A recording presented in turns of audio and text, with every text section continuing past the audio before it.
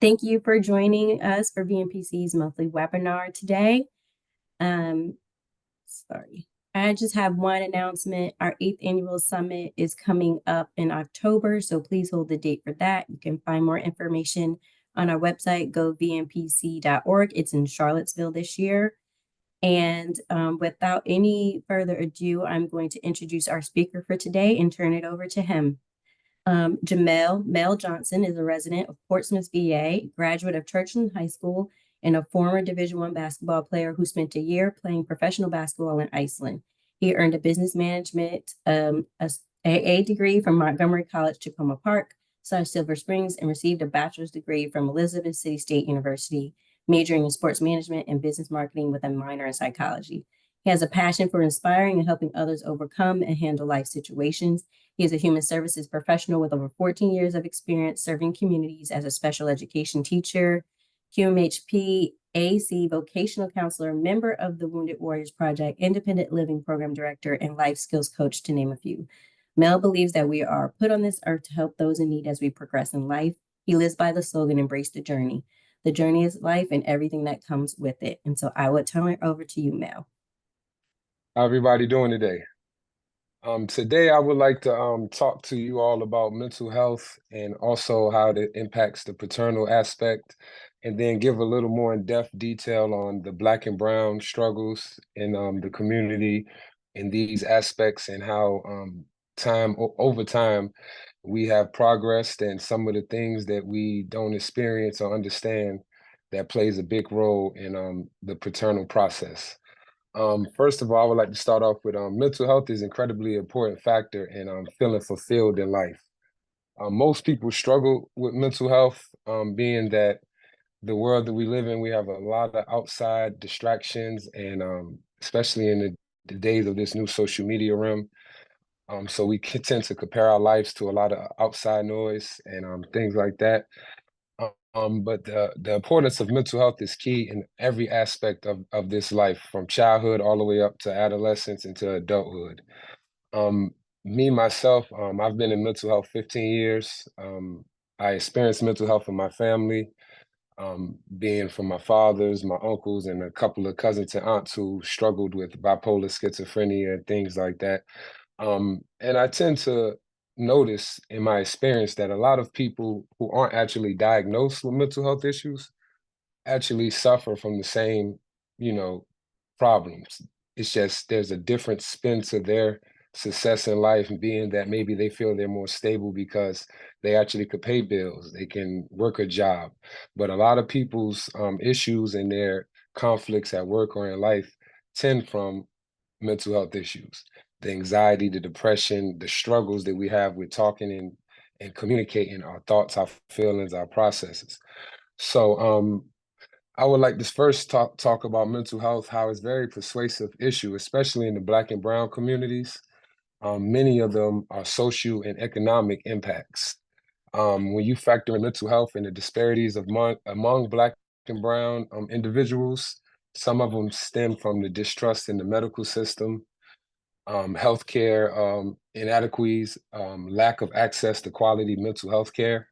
And there's a very key component, very important to me, and I think it's the cultural concept among these issues, being that in the Black and Brown community, we kind of have a stigma with mental health, so we struggle to actually get help. And that's been one of the main resources that I've had over the last 15 years, being that I'm a Black individual in the mental health field, which we kind of also lack males in this field. But over time, we have progressed and things have gone for the well. The world is making it more of a mental health as a top priority in America, especially with a lot of things that we have going on today. So I want to start off with, like, what is mental health? Mental health includes emotional, psychological, and social well-beings. It affects the way we think, the way we act, the way we communicate, the way we engage, the way we just go through our day-to-day life. It also determines how we handle stress. It also makes us tend to have bad decisions and making healthy choices, whether it's mentally, physically, or one of my favorites, even with our food intake.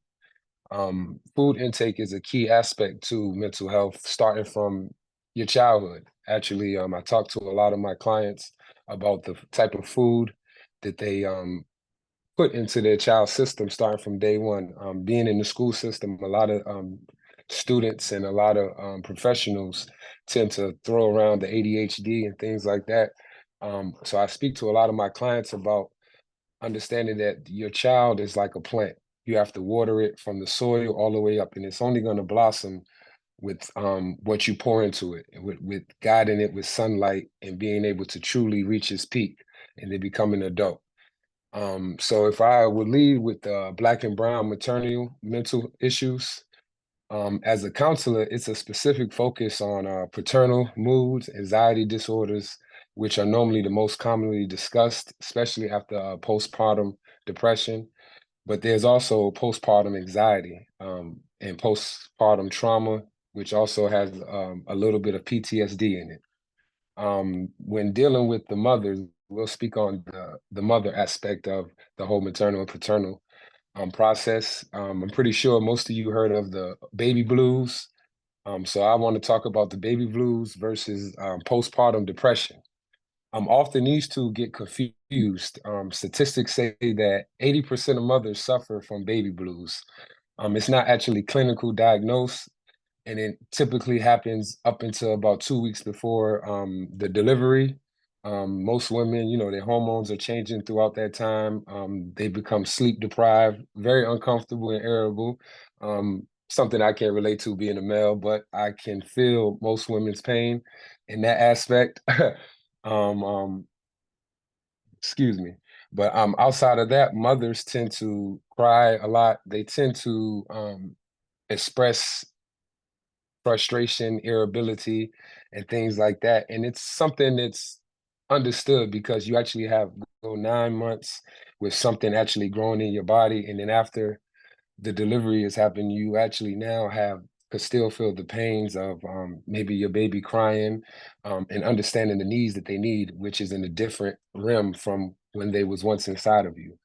It's easily to be irritable. Experience sadness, depression, anger, sometimes feeling of hopelessness. These symptoms are never going to go away on their own. So one of the things that I try to preach to a lot of the parents that we deal with. I'm actually a dad engagement specialist, but we'll get to that in a few seconds. But I try to speak to the dads about understanding the plight that their woman is going through, fiance or just girlfriend or wife, that they're going to, and to provide a little more support from that aspect, as it's something that us males can't experience and we can't really understand and feel the frustrations, and which we have our own issues and our frustrations and things like that, which is something that's not talked about. That's why I love the job that I do as a dad engagement specialist. But some of the mother needs aren't always supported just by doctors. We need more support within the families, within, like I said, the fiance, the husband, or the boyfriend. We need more support from the family around across the board, the community, the neighborhoods, everything. So one of the issues that mothers tend to struggle with is the paternity mood anxiety disorder. The national rate, they say that 1 in every 7 women experience this, and actually in the Black and brown community, 1 in every 3 um, women experience this. So to give an example, that's somewhat of, if we all know 8 women, 3 to 4 have experienced it. So it's very common, and it's a struggle. So being that I'm a dad engagement specialist, I would definitely like to kind of turn to more speaking on from the male aspect, being that that's something that is really lacking in our community and society, the actual impacts that the paternal and maternal issues that the dads face. At the Up Center, we have 2 groups. One is called Dads Under Construction, and within that group, we deal with fathers who are nursing mothers from 0 to 9 months all the way up into the delivery. And we try to educate them and provide them with resources and a place to really gain knowledge. And our other group is a dad to dad group, which is really just a men's group where it's just a safe place for men to have a conversation. It tends to seem that society really doesn't put a heavy emphasis on men and their emotions, especially when the mother of their child is pregnant. It's kind of like most of the attention and the focus is on her. But as a man in most of these groups, men want to be the leaders, and sometimes they feel like they lack a voice during this process of the 9 months. Um, so in regards to that, um, dads basically when they come to our support group, they may not say it, but they tend to say that they come for education, they come for resources, but most of the time they really just come to a place to express their thoughts and their feelings, and a place where they can feel safe in regards to not maybe knowing everything about the process of bringing a child into this world, but it's specific things that I've noticed in our groups that we run. A lot of the fathers feel that their voice isn't heard from the mother, and it tends to become a stressor for them. And they also express that when going to doctor's appointments, they feel like the doctor doesn't really engage with them into these type of conversations. Um, so we try to help them with support of understanding how to advocate for themselves, how to give more effort, and understanding that majority of the time most men aren't truly engaged in it. So it's not that the doctors are specifically, talking directly to the mothers, but they're just trying to be that extra support for the mother to get that eye contact and to really engage with the mothers. Um, there's a little thing when I did some research on dads and the struggles during the paternity leave, and fathers actually experience paternal post-depression for themselves. It's called MDD, which is major disorder depression male type, or it's masked male depression. It's a common way, like I said, with postpartum depression. So a lot of times in these situations where we haven't realized that not only is the mother going through postpartum, the father is actually going through postpartum, which this is an impact on the child's development, child's growth, the interactions between the parents during some of the most important times that the nurturing starts from day one. Once leaving the house, some form of postpartum depression, it leads to very high cases of anxiety and stress within each other and a lack of communication. That's why we suggest that most couples not only just go get individually mental health support, but maybe couples mental health support, ways to figure out how can we come together and unified in the best interest of the child. Um, being that the stressors and the pressures of what's next, that's what a lot of men struggle with. Being that in the Black and brown community, the data states that 78% of us grow up in single parent homes. So the stressor of after having maybe a person's first child or his second or third child, the pressures of understanding that society has depicted a certain vision of what a man is and what a real father is.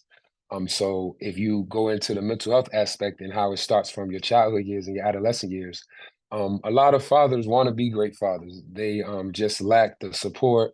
They maybe even lack the experience from not having their father in their life. So one of the stresses that I've noticed that with our groups that some of the fathers express is that they're so focused on wanting to be maybe better than their father that it creates a deep form of anxiety and depression when they feel they lack certain things. So we speak to them about that. I speak to some of the mothers about having a little more grace, just like I speak to the fathers about having a little more grace during these stressful moments. And the experience is for fathers in that aspect is eventually, I mean, it's really hard, especially for the Black and brown, being that the stigmas of the stereotypes of what Black fathers experience. So we actually had a group last week where I spoke with the fathers to just give a positive encouragement because a lot of the fathers tend to stress and allow society's messages of what fathers are, especially Black fathers. and their impact. A lot of fathers are in their kids' life, and I'm a data person, and with the CDC report, they stated, excuse me, they stated that Black fathers who live with their children are actually more actively involved in their children's lives than their counterparts of other races. The CDC reported that Black fathers are more likely than other races to provide physical care, bathing, diapering, and feeding for their young children and helping them with homework and all daily basic processes of their nurturing and progress and moving forward as a child. So another thing that I would like to speak on in regards to this statement is the millennials. A lot of these stigmas have stemmed from over the last 20 to 40 years. But if you actually look into the data of the millennials, that actually has it where only 48% of um, Black children are actually in the single parent home. Millennials are actually, from our experiences, are trying to change the narrative, and it's actually helping with our mental health. In our group, it's a wide age range of 20 to actually 54, different ethnic backgrounds, and a lot of the men experience the same issues, the same traumas, the same frustrations, and just trying to find a common ground and some support to provide for these men so they could be better fathers in regards to also being a better partner, which in the long haul makes it for a better family unit. Um, One of the things that fathers have expressed is the lack of resources in these type of environments, and our groups are actually virtual. So if you have any people that are in need of a support group for fathers, we are more than welcome. We are more than happy to provide that type of support. And if you know anyone in the 757 area, preferably the Tidewater area, Suffolk, Virginia Beach, Chesapeake, Portsmouth, and Norfolk, those are the cities that we cater to the most in our Dads Under Construction. But it's virtual, so anybody that's in this field that has fathers that are in need of some support and some education and some resources, you can send them my way at the Up Center. I can provide an email and an address with some information and provide flyers also. Um, if there's any questions, I guess we can take some of those at this time. Thank you, Mel. If you have any questions, you can feel free to come off mute or you can put it in the Q&A if you'd like for me to read it. But please feel free to gather those questions now. I'll start with one question that I have. I know you said you talked about helping fathers to be able to advocate for themselves, like at doctor's appointments and things like that. What types of things do you do with the fathers to help them feel more confident in doing that? We actually use the PAT training system. So we have a curriculum that a guideline that we follow that speaks on from 0 months to 9 months, and we go through the process of each step and understanding the trimesters and things like that. And then we educate them on some of the things that society and doctors have expressed and mothers have expressed that they are lacking from their fathers. So we try to engage with a lot of mothers to just get back insight in ways that we can guide the fathers that's in our groups. Another question that I had, thank you for that, is have you gotten feedback from mothers? And you may have said that, I've said this, I apologize if you did. Have you gotten feedback from mothers on how this program has impacted them during their pregnancy or after their pregnancy, or even just how it's affected their relationship with their partner? We haven't got that much feedback because we kind of more so deal with the dads 95% of the time.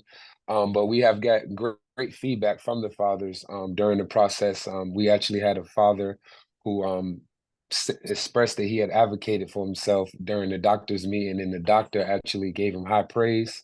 And the doctor said that he was very impressed with him asking questions and being fully engaged. And actually, the doctor expressed that that was something that men lack when coming to these appointments, if they even come to appointments. So I think that our groups are actually giving our fathers high confidence in just being able to be comfortable with this whole process. Okay. And I think the last question I have is, do you know if there were any similar programs in different parts of the state, or if this type of program could be replicable elsewhere? I think this type of program should be in every state. I mean, I think it should be everywhere. I think it should be just as important as the mother's aspect of maternal health and resources and information. We actually spend our time out in the community doing outreach, going to a lot of the OBs. We go to a lot of breastfeeding events, women events, and we actually go and do what I just did and advocate for the fathers and try to get as many fathers as we can, and allowing the mothers to also know that there is a program for fathers to provide some support. Thank you. And I just shared the flyer for the program in the chat. So you all should be able to download that if you want to know more about the Dad to Dad engagement program. I do have one question I see in the Q&A. It says, can OB providers provide referrals to other mental health providers to help address and treat for mental health issues of fathers? Can you repeat that? It had broke up. Sorry. I'm sorry, sure. It says, can OB providers provide referrals to other mental health providers to help address and treat for mental health issues of fathers? So I'm guessing, like, if they're treating the mother, the father's not technically their patient, but can they still make referrals to mental health providers if they're noticing it might be helpful to support the dad? I'm not 100% sure, but being in the mental health field and now working as a dad engagement specialist, me and my other dad engagement specialists, that's the reason why we actually go to these OBs. We actually drop off our flyers, and I've probably visited 15 over the last month, and each one has said they have never seen a program or anything like that for dads, and they were very interested. They allowed us to leave our pamphlets and our flyers and our outlines. We have heard back from a couple, but that's why we're trying to do this program. This is year 2 of this program, so we're still getting our boots off the ground. So hopefully we have a 3-year grant. So hopefully between now and the next year, so 2 years, we can reach out and actually make it a thing where maybe it could become something that surpasses just the Tidewater area and outside of Virginia. Absolutely. Are there any other questions for Mel? Feel free to come off mute if you do. If not, I want to thank you for joining us today, Mel. Thank you for your time, and thank you for all the great work that you're doing with this program. I wish you continued success with it, and hopefully we'll be able to see some of those outcomes once you get to the end and maybe some expansion. So thank you again for joining us today. And we'll end a little bit early today if no one else has any questions. Hang back for just a